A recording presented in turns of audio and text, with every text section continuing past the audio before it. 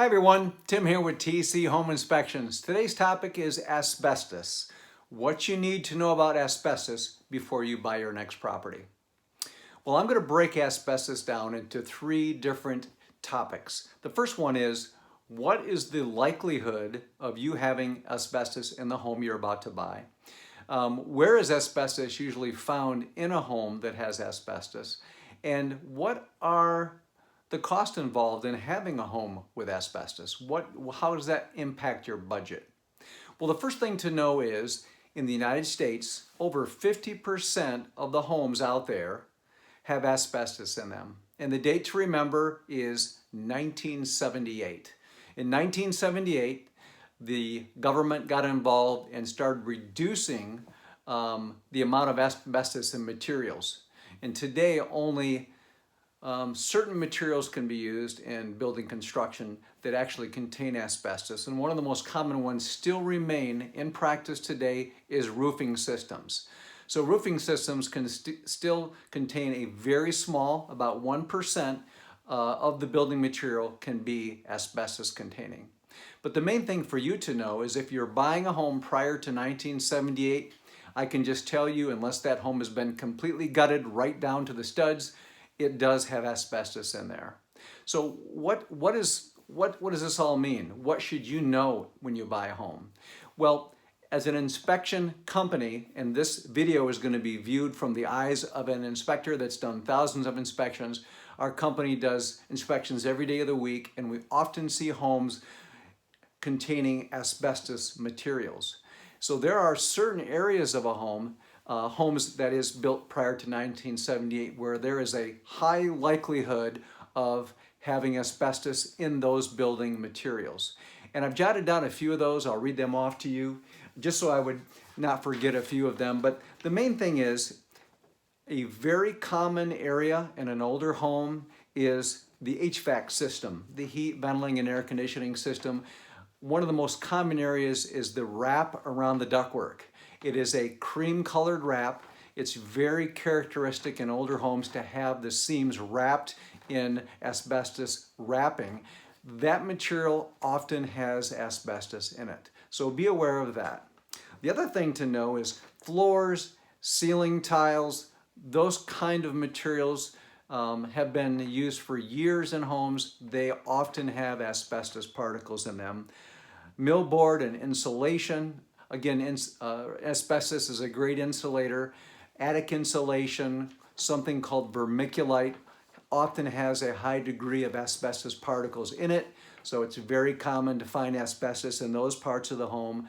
Certainly any areas where there's drywall mudding, joint compounds used, very high incidence of asbestos in those materials. And then some big areas of a home that often have asbestos in older homes would be shingles and siding. So if you think about the envelope or the exterior of the home, some large square footage areas, it is common in older homes to have asbestos shingles and siding. So those are just a few things that your home inspector should know, that these are areas likely to contain asbestos. Now, one thing you should know, and this is certainly true of our company, we used to do a lot of asbestos testing years ago. And because of the litigious nature of asbestos, that is the ability of different companies to get sued about asbestos, our insurance carrier will no longer allow us to test for asbestos in a home. And there's really good reason for that.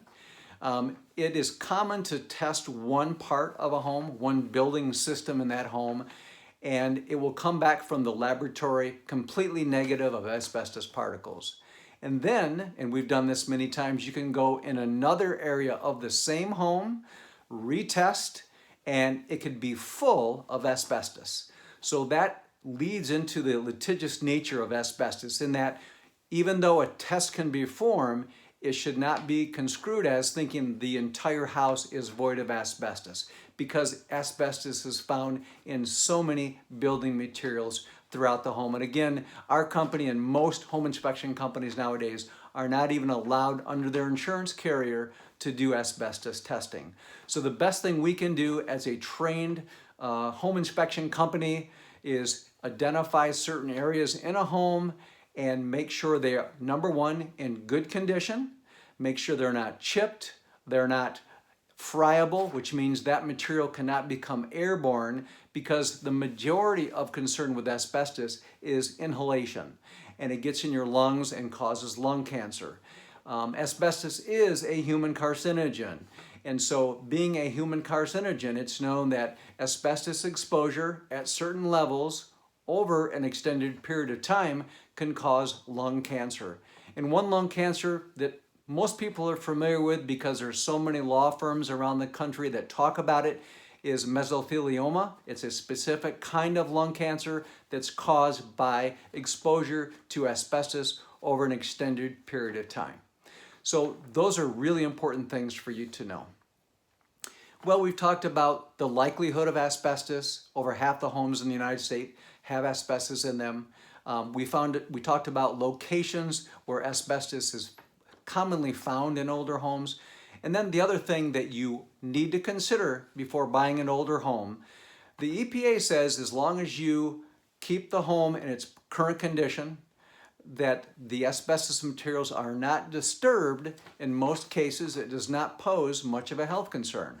However, if you're in the likelihood of taking an older home and doing a lot of remodeling, a lot of refurbishing of that home, there's always a possibility you could disturb asbestos containing materials and cause problems. So with that in mind, that's where an additional cost can occur when you start to abating or removing asbestos from your home.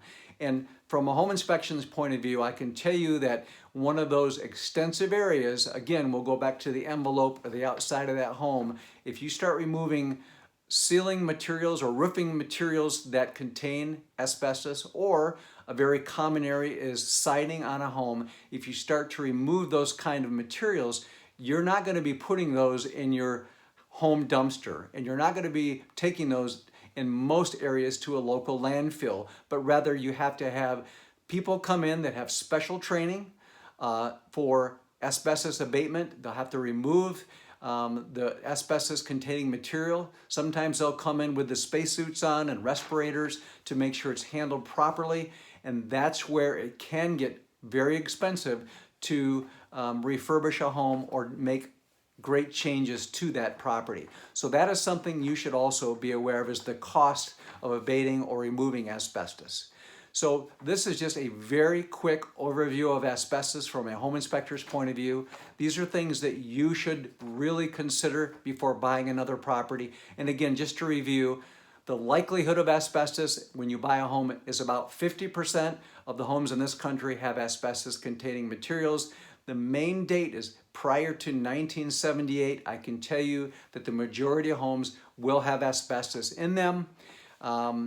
The other thing is there are certain areas of every home that should be looked at by your home inspector to make sure that they're secure. There's no chance of friability or particles becoming airborne. And then finally, if you're buying an older home and you plan on making major changes to it, you should have that home tested for asbestos.